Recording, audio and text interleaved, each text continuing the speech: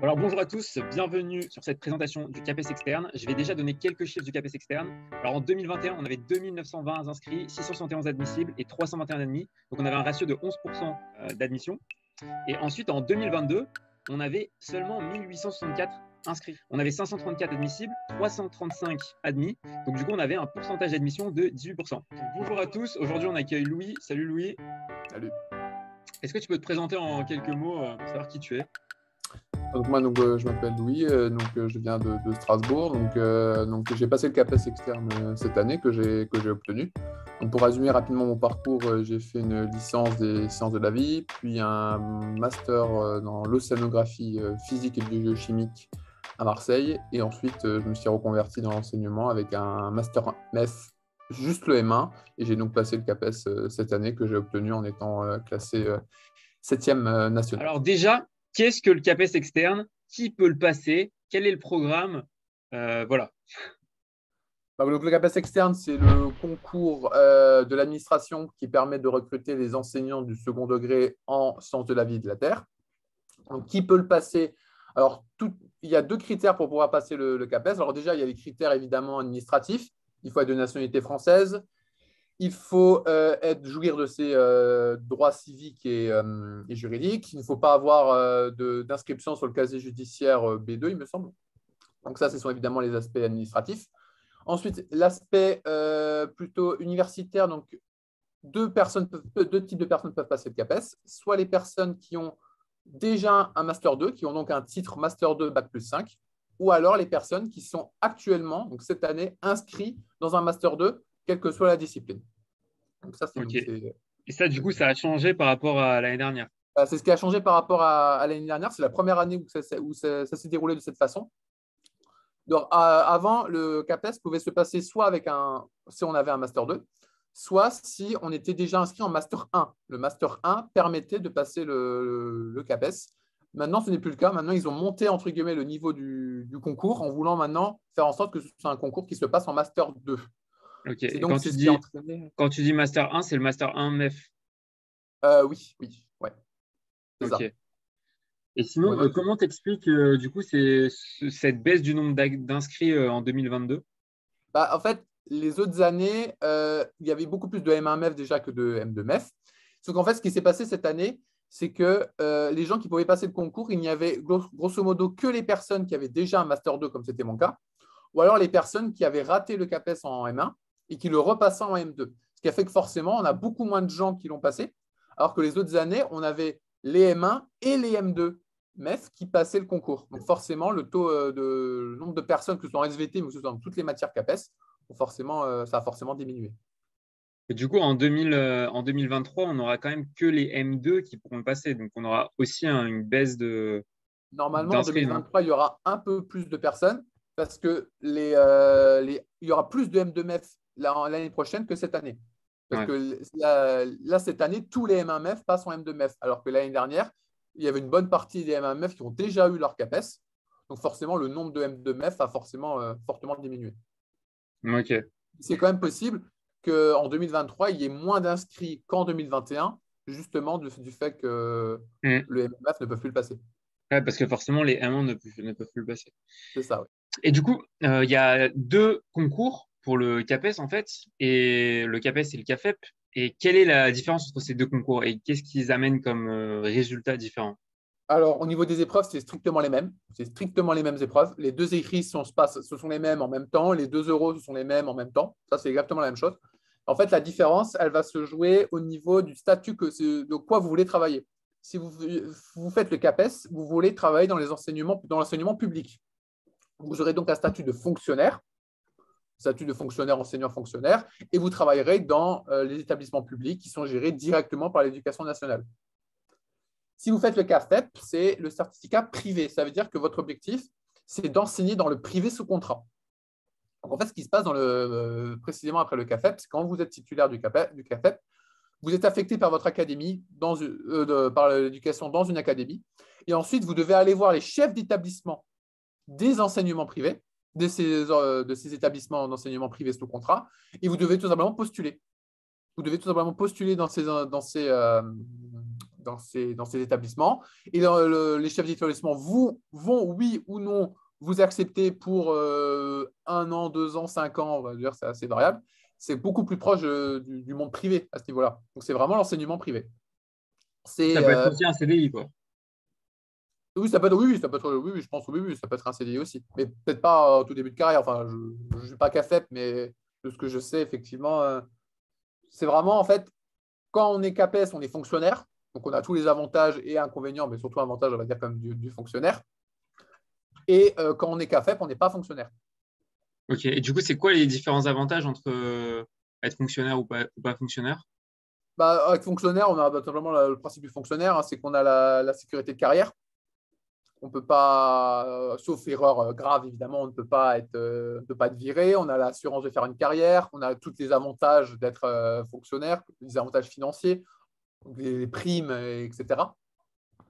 Mais on a également beaucoup moins de liberté, par exemple, au niveau du choix, au niveau des affectations. On est affecté à un endroit, on est affecté dans cet endroit. Alors, évidemment, on peut demander des vœux, mais bon, si on n'est pas pris dans nos vœux, on est obligé d'y aller. Alors que quelqu'un dans le privé, lui, aura beaucoup plus de choix parce qu'au final, il va postuler dans l'établissement qu'il a envie. Est-ce qu'il sera pris? Je ne sais pas. Mais c'est ce choix assez différent au final de CAFEP. Les enseignements privés se rapprochent beaucoup plus du domaine de l'enseignement du privé, hein, du salarié privé, que les fonctionnaires du CAPES.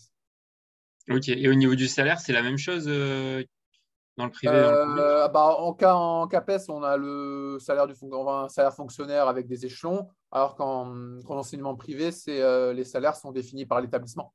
C'est l'établissement qui définit ces salaires. D'accord, ok. Et quel est, grosso modo, c'est quoi le calendrier du concours? Alors, donc le calendrier, alors pour l'année que j'allais passer, donc en 2021-2022, l'inscription, c'était pendant un mois. C'est assez vite, hein, ça se fait en 5 minutes l'inscription, de mi-octobre à mi-novembre à peu près. Je crois que ça s'initiait le 13 novembre. Ensuite, l'inscription, donc une fois qu'elle est validée, on reçoit normalement ces convocations début mars pour des épreuves qui se déroulent fin mars. Donc cette année, c'était le 30 et le 31 mars. Donc ça, ce sont les 2 épreuves écrites d'admissibilité. Les résultats cette année sont tombés un peu plus tôt, ils sont tombés le 10 mai. Les 10 mai, donc les résultats d'admissibilité qu'on peut voir sur Publinet. Et par la suite, les oraux. Donc la phase des oraux, elle se déroule s'est déroulée cette année du 13 au 24 juin donc 2022 à Paris. Alors qu'évidemment, les écrits, eux, se déroulent dans chaque académie va avoir son centre d'examen où les candidats pourront passer À l'évaluation. Paris, pour les euros, c'est où exactement? Alors là, cette année, c'était au lycée Henri Bergson, mais chaque année, c'est variable. Ça change chaque année. C'est un lycée parisien qui accueille les épreuves. Ok. Et donc, du coup, pour passer ce CAPES, il faut quand même un haut niveau scientifique. C'est quoi exactement, enfin, c'est quoi environ le programme à maîtriser, quoi, les thématiques? Bah, en fait, grosso modo, cette année, c'est vraiment nouveau. Le programme à maîtriser, c'est tout simplement le programme du collège et du lycée, ainsi que de la prépa BCPST. C'est ce programme-là appliqué avec un niveau de connaissance de Master 2. Donc, en fait, ce qui nous est spécifiquement demandé, c'est tout simplement de pouvoir maîtriser toutes les notions du programme avec un niveau scientifique au moins égal à celui d'un étudiant de Master. Ok. Donc, Mais, ça et toute cette difficulté, oui. et du coup, ça a changé par rapport aux autres En années? fait, les autres années, souvent, ce qu'ils avaient, c'était en 2021, ils avaient un grand tableau avec du coup chaque notion un peu plus précisément définie. Qu'est-ce qu'il faut savoir dans le domaine de biologie végétale? Qu'est-ce qu'il faut savoir dans le domaine de biologie animale? Cette année, c'est un peu plus flou, même si évidemment, ce qu'ils nous ont conseillé, nous en Master Math, c'était que le tableau qu'ils avaient les autres années était évidemment tout à fait encore viable pour avoir les idées, Hmm. pour savoir quoi réviser. Là, le tableau, tu parles du référentiel du CAPES de SV et C'est ça, STU. oui, c'est ça. C'est Quelle ça. est la grande problématique pour toi, des étudiants, pour réussir ce concours? Je pense que la grande problématique, c'est le niveau scientifique. Parce qu'on a tendance à souvent l'oublier, mais ils sont là vraiment, ce qu'ils nous disent, hein, ils sont là pour recruter des scientifiques aussi. Et le niveau scientifique va souvent être un aspect déterminant dans le recrutement. Que ce soit à l'écrit, parce qu'évidemment, l'écrit 1, c'est un écrit où il faut montrer son niveau scientifique, sa méthode scientifique, mais également à l'oral 1, parce que l'oral 1, même si c'est une leçon, mais ça on en reparlera après, même si c'est une leçon, il y a une phase de questions. Et dans ces questions-là, ils ne vont pas se gêner, et moi, ils ne se sont pas gênés pour poser des questions de niveau scientifique, niveau master.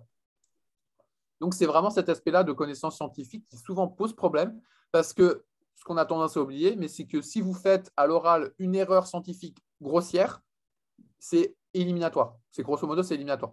Ils vont vous mettre une note 4-5 pour faire en sorte que vous ne passez pas. C'est ce qu'ils ont fait donc plusieurs années. Donc, vraiment, ce niveau scientifique, il faut être calé scientifiquement dans tout. Il ne faut vraiment pas avoir de lacunes. Ça, c'est vraiment super important parce que, alors, moi, de mon expérience personnelle, je sais que j'étais avec en Master MEF là. Beaucoup de gens se débrouillent bien en biologie, mais en la géologie, c'est souvent un peu une catastrophe. Et souvent, ce qui se passe, c'est que c'est des personnes qui vont être trop déséquilibrées et qui, si jamais ils tombent sur un sujet de géologie, même s'ils connaissent très bien tout le domaine de la biologie, ils vont se planter. Donc, je dirais que c'est vraiment cette difficulté-là qu'il y a en Master MEF, enfin, pour préparer le CAPES, c'est la diversité des connaissances. C'est qu'il faut connaître de la santé humaine à de la géologie, de la minéralogie à de la biologie végétale. C'est vraiment extrêmement large. Et c'est justement je pense, la grande difficulté du CAPES. Et comment, moi j'ai une question, c'est par rapport au référentiel, imaginons qu'il n'y avait pas ce référentiel de SV, STU, CAPES, comment tu évalues le niveau master à maîtriser, sachant que tu sais que c'est plus que BCPST, qui est un niveau licence?